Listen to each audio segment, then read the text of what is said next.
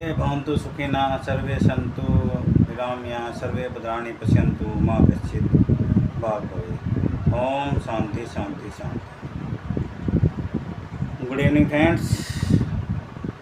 आज मेरा टॉपिक है 4 मई 2026 को जो इलेक्शन के रिजल्ट डिक्लेयर हुए हैं तो उसमें क्या परफॉर्मेंस रही है और भारत में रहने वाले सभी भारतवासियों को ये जानना ज़रूरी है कि इन राज्यों में किस प्रकार का रिजल्ट निकला है। जो आपके इलेक्शन हुए थे वो आपके पौंडीचेरी, पश्चिमी बंगाल, केरल, तमिलनाडु और असम में हुए थे।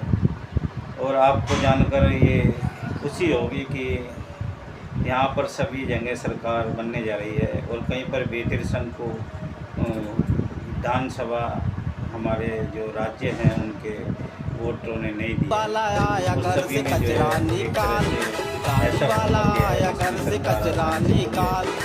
तो हम शुरू करते हैं सबसे पहले पश्चिमी बंगाल से। और वहाँ पे जो 15 साल से माननीय ममता बनर्जी की सरकार थी उसे एक धक्का पहुँचा है और यहाँ पर बीजेपी ने 207 सीटें प्राप्त करके ममता बनर्जी की सरकार को उखाड़ फेंका है और यहाँ पर अब बीजेपी की सरकार चलेगी। और ये बंगाल के लिए एक बड़ी अपॉर्चुनिटी है कि एक ऐसी सरकार यहाँ बनने जा रही है जिसे हिंदू पक्ष धर्म माना जाता है। और हालांकि जब कोई सरकार होती है तो उसे सभी भारतीयों के लिए काम करना होता है, लेकिन फिर भी बीजेपी के लिए एक आ जाता है कि ये एक हिंदुओं की पार्टी है और हिंदुओं को फ़ायदा पहुंचाने वाली पार्टी है। तो इसलिए जो है ये बीजेपी की सरकार वहाँ पर बन रही है तो एक राष्ट्र की भावना आपके को दिखाई देगी। और जिस तरह से अन्य बीजेपी शासित प्रदेश हैं जहाँ पर आप देखते हैं कि कोई भी गुंडा राज नहीं है, इस तरह की चीज़ें आप पश्चिमी बंगाल में पाएंगे कि अब जल्दी ही ख़त्म हो जाएगी। दूसरा मैं आपको नेक्स्ट आऊँ असम पे भी जो विश्व शर्मा जी हैं उन्होंने भी जो है अपना चुनाव जीत लिया है और बीजेपी की तीसरी बार वहाँ पर सरकार बनाई है।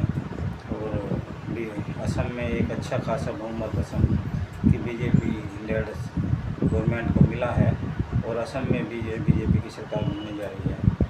और जो केरल है वहाँ पर जो कांग्रेस लेड सरकार थी, पार्टी थी, गठबंधन था, उसने जो है वहाँ पर बहुमत हासिल किया है।